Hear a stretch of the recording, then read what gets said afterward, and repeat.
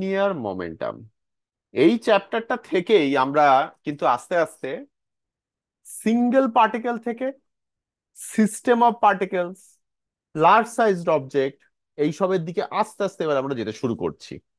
দুটো গল্প বলে আমি তোমাদেরকে এই লিনিয়ার মোমেন্টামের একটা ফিল দিতে চাই, মানে তোমরা যেন ফিল করতে পারো লিনিয়ার মোমেন্টাম কাকে বলে। আমি একবার ট্রেনে করে খড়গপুর যাচ্ছিলাম, মানে উইকেন্ড শেষ হয়েছে, খড়গপুরে যাচ্ছি, বিকেলবেলা ট্রেন ধরে আমি যাচ্ছি। তোমরা যদি খড়গপুর লাইনে গিয়ে থাকো, একটা বাগনান বলে স্টেশন আছে। ট্রেনটা তখন যথেষ্ট স্পিডে, মানে এক্সপ্রেস ট্রেন ছিল, যথেষ্ট স্পিডে যাচ্ছে। হঠাৎ একটা প্রচন্ড ঝাঁকুনি, একটা প্রচন্ড ঝাঁকুনি দিল, দিয়ে ট্রেনটা কিছু দূর গিয়ে দাঁড়িয়ে গেল। মানে এত জোর ছিল ঝাঁকুনিটায় যে আমরা, মানে আমি বসেছিলাম সামনের একজনের সামনের সিটে গিয়ে পড়লাম। মানে বিচ্ছিরি ব্যাপার নিয়ে, তারপর ট্রেন দাঁড়িয়ে আছে, ব্যাপারটা বুঝতে পারছি না কি হচ্ছে। খবর এলো কিছুক্ষণ পর যে লাইনের ওপর কারোর সাথে একটা ধাক্কা লেগেছে ট্রেনটার। যাই হোক, ধাক্কা লেগেছে সেই জন্য মানে ট্রেন আটকে গেছে। কিছুক্ষণ পর আবার খবর পেলাম, মানে ওই পাশ দিয়ে লাইনের ধার দিয়ে যারা হেঁটে যায় না, তারা বলে যে ট্রেনটা একটা গরুকে ধাক্কা মেরেছে।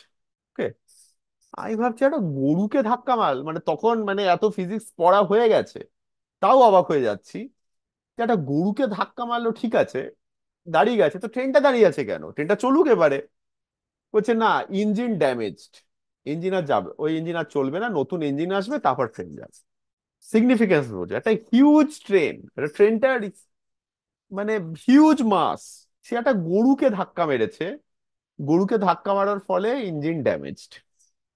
হ্যাঁ, হয়তো হয়তো এটা ক্রিটিক্যালি ভাবে ধাক্কা মেরেছে, যাতে করে ইঞ্জিনের কোনো ক্রিটিক্যাল পোর্শন এফেক্ট পড়েছে, বাট তাও ইঞ্জিন ড্যামেজড। এটা একটা গল্প। 2 নম্বর, তোমরা কি একটা টার্ম শুনেছো কখনো, বার্ড হিট? এটা জানো কাকে বলে?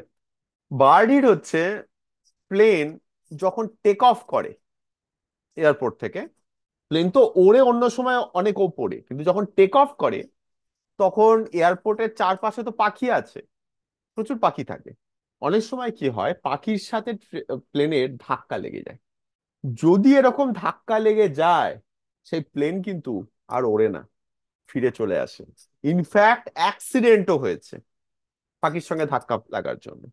হবে একটা ছোট পাখি, তার সঙ্গে একটা প্লেনের ধাক্কা, বার্ড হিট।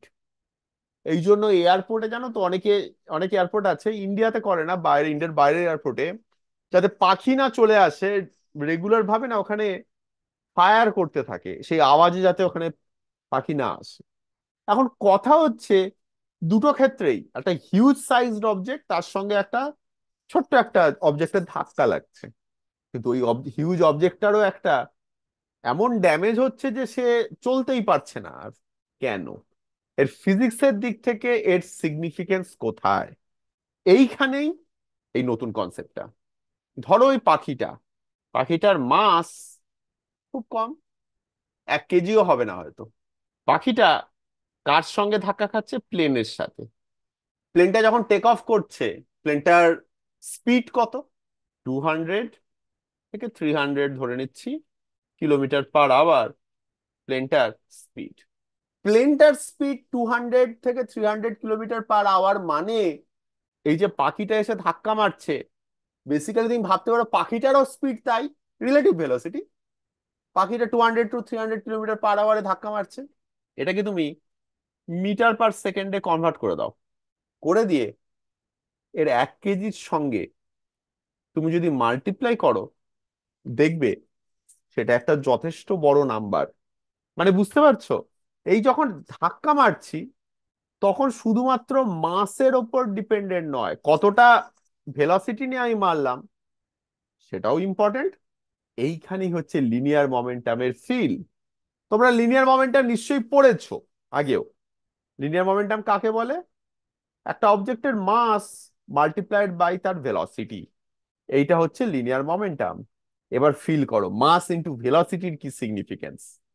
মাস ছোট হলেও তার যদি ভেলোসিটি বেশি হয়, এই পুরো কম্বাইন্ড যে এফেক্টটা তুমি পাচ্ছ, সেটা কিন্তু অনেকটাই। এবার আমি ফিজিক্সে আসি। তাহলে লিনিয়ার মোমেন্টাম হচ্ছে মাস ইনটু ভেলোসিটি। আচ্ছা, আমি সমানে একটা কথা বলছি, লিনিয়ার মোমেন্টাম, লিনিয়ার ছাড়াও কি আরো কোনো টাইপের মোমেন্টাম আছে? খুব আছে। আর প্রচন্ড ইম্পর্টেন্ট কনসেপ্ট, সেটা আমরা আর কয়েকটা ক্লাস পরেই করব। অ্যাঙ্গুলার মোমেন্টাম কয়েকদিন পরেই করব। আপাতত আমরা লিনিয়ার মোমেন্টামের উপর ফোকাস করছি। তাহলে লিনিয়ার মোমেন্টামের ম্যাগনিটিউড হচ্ছে P is equal to M into V. Linear momentum কি ভেক্টর? হ্যাঁ, ভেক্টর। তাহলে লিনিয়ার মোমেন্টামের ডাইরেকশন কোন দিকে? ভেলোসিটির যে দিকে ডাইরেকশন, লিনিয়ার মোমেন্টামেরও সেই দিকেই ডাইরেকশন। আমরা নিউটন সেকেন্ড ল পড়েছি, force is equal to mass into acceleration. Newton second লকে আমরা অ্যাক্সিলারেশন না দিয়ে আমরা মোমেন্টাম দিয়েও ভাবতে পারি। কিভাবে? একটু ছোট ম্যানিপুলেশন দিয়ে। আমি ক্যালকুলাস ইউজ করছি না, জাস্ট আমি লিখছি acceleration is equal to final velocity minus initial velocity divided by time. এটা যদি লিখি তাহলে আমি কি লিখতে পারি? Force is equal to M V minus M U by T. M V কি? Final linear momentum. M U কি? Final initial linear momentum divided by time.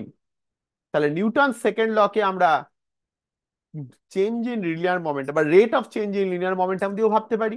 আমি এটাকেই যদি ক্যালকুলাসে কনভার্ট করে দিই, এফ ইজ ইকুয়াল টু আমি লিখতে পারি ডিপি ডিটি।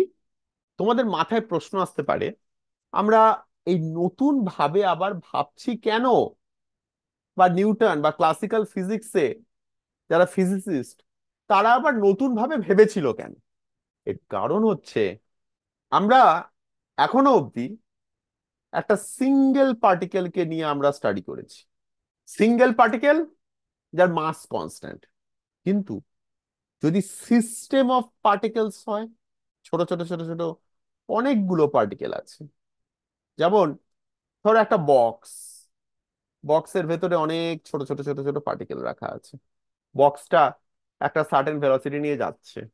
এবার এই একটা করে পার্টিকেল যদি আমি এখানে পিছনে একটা ফুটো আছে, সেই ফুটো দিয়ে যদি পড়ে যায় নিচে একটা একটা একটা একটা করে, মাসটা চেঞ্জ হচ্ছে, যেটা অর্ঘদীপ বলছিল। সেই টাইপের সিচুয়েশন আমি কি করে অ্যানালাইজ করব? বা এই যে ধরো অনেকগুলো পার্টিকেল, যখন ধরো একটা বক্সের মধ্যে তুমি যদি অনেক পার্টিকেল নিয়ে এরকম যাও, দেখবে ছটছট ছটছট ছটছট ছটছট করে আওয়াজ হয় কেন? পার্টিকেল গুলো একসঙ্গে অন্যের সঙ্গে ধাক্কা খাচ্ছে, এনার্জি কিছু ব্যাপার হচ্ছে। সেই টাইপের জিনিসকে আমি কি করে অ্যানালাইজ করব? সেই টাইপের জিনিসকে অ্যানালাইজ করতে গেলে আমাকে সিস্টেম অফ পার্টিকেলস বুঝতে হবে। কি করে করব আমি এখনই আসছি না, আমি আস্তে আস্তে বলবো। বাট ইম্পর্টেন্সটা বোঝাচ্ছি যে কেন সিস্টেম অফ পার্টিকেলস ইম্পর্টেন্ট, কেন লিনিয়ার মোমেন্টাম দিয়ে ফোর্সের রিলেশনটা ইম্পর্টেন্ট। এইটা বুঝে নিয়ে এবার আমরা কয়েকটা লিনিয়ার মোমেন্টাম দিয়ে কয়েকটা ইম্পর্টেন্ট কয়েকটা জিনিস, ইন্টারেস্টিং জিনিস আমরা ডিসকাস করি। ওকে, চলো।